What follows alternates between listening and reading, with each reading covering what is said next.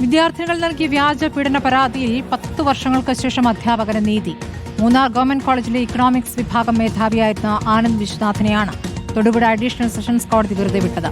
പരീക്ഷയ്ക്കിടെ copy പിടിച്ചതിനാണ് SFI അനുഭാവികളായ വിദ്യാർത്ഥികൾ തനിക്കെതിരെ പരാതി നൽകിയതെന്ന് ആനന്ദ് വിശ്വനാഥൻ പ്രതികരിച്ചു.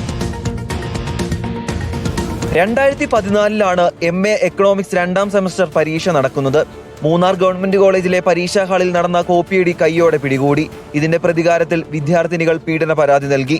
ഒരു പതിറ്റാണ്ടിലേറെ ചെയ്യാത്ത തെറ്റിന് അനുഭവിച്ച വേദന, ഒടുക്കം കോടതി വെറുതെ വിട്ടതിന്റെ ആശ്വാസം. ലോകത്ത് ഒരധ്യാപകനും ഇത്തരം അനുഭവങ്ങൾ നേരിടേണ്ടി വരരുതേ എന്നാണ് പ്രൊഫസർ ആനന്ദ് വിശ്വനാഥിന് പറയാനുള്ളത്. ഞാൻ വന്നപ്പോൾ എന്തൊക്കെയോ വരെയാണ് തോന്നി. പരീക്ഷ നടത്തിപ്പും ശരി, രാഷ്ട്രീയമാണ് എല്ലാത്തിലും. അപ്പൊ എല്ലാ തരത്തിലും എന്നെ അവർ പോയിന്റ് ഔട്ട് ചെയ്ത് എങ്ങനെയെങ്കിലും മുൻപോട്ട് ചെയ്യാൻ കരുതിക്കുട്ടി ഉണ്ടാക്കിയ ഒരു കേസാണ് ഈ സെക്സ്വൽ ഹറാസ്മെന്റ് കേസ്. വിദ്യാർത്ഥിനികൾ പരാതി തയ്യാറാക്കിയത് മൂന്നാറിലെ CPIM പാർട്ടി ഓഫീസിൽ വെച്ചാണെന്നാണ് സർവകലാശാല അന്വേഷണ കമ്മീഷന്റെ കണ്ടെത്തൽ. അപ്പോൾ പരാതി എഴുതപ്പെട്ടത് എവിടെയാണ്? CPIM പാർട്ടി ഓഫീസിൽ വെച്ചിട്ട് എഴുതപ്പെട്ടതാണ്. അത് ഈ കുട്ടികൾ തന്നെ കോടതിയിൽ നൽകിയ മൊഴിയാണ്. അപ്പോൾ A to Z വരെ തീരുമാനിച്ചത് CPIM പാർട്ടി ഓഫീസിൽ വെച്ചിട്ടാണ്.